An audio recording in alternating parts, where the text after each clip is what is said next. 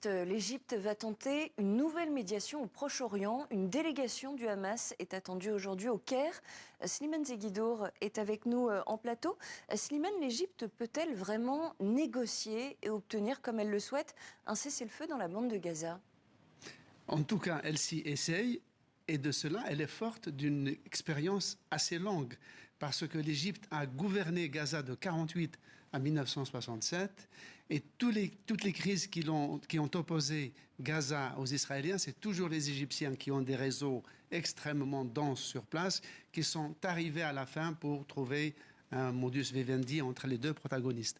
Cette fois-ci, les choses sont un peu différentes puisque c'est la délégation extérieure du Hamas qui va rencontrer les Égyptiens.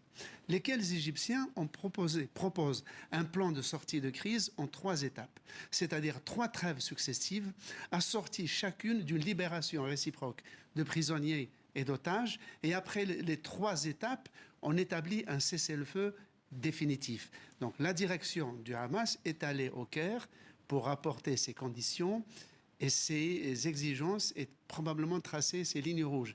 Car, pour résumer, le Hamas réclame un cessez-le-feu définitif. Il ne veut pas entendre parler de trêve. Ça, c'est la position de départ. Et alors, mis à part l'Égypte, les autres pays arabes, ils semblent plutôt discrets, pour ne pas dire inactifs, dans cette crise.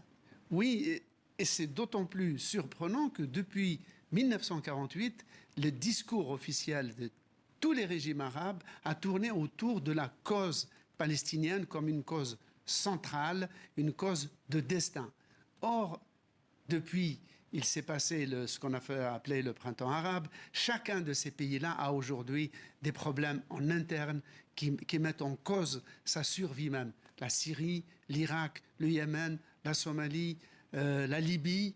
Donc la Palestine est passée à la périphérie. Ça, c'est le premier point. Le deuxième point, c'est que vous avez des pays arabes qui sont en conflit entre eux, comme les pays du Golfe contre le Yémen, et ajouter à cela un pays comme l'Égypte, qui a 100 millions d'habitants, qui abrite le siège de la Ligue arabe, ne peut même pas demander à Israël, forcer Israël, d'envoyer les camions humanitaires, parce que la frontière de Rafah reste jusqu'ici sous contrôle exclusif israélien.